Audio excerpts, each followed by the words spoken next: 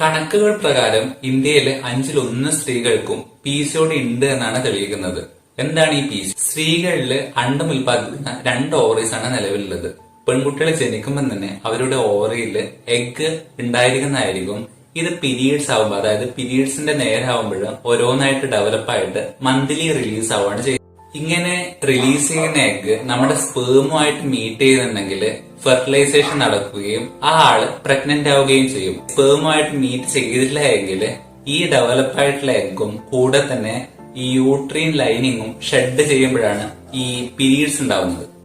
എന്നാൽ പലതരത്തിലുള്ള hormonal imbalance കൊണ്ട് ഓവറിലെ എഗ് എല്ലാം തന്നെ ഒരുമിച്ച് ഡെവലപ്പ് ആവുകയും ഇതൊരു സിസ്റ്റ് പോലെ കാണപ്പെടുകയും ചെയ്യും.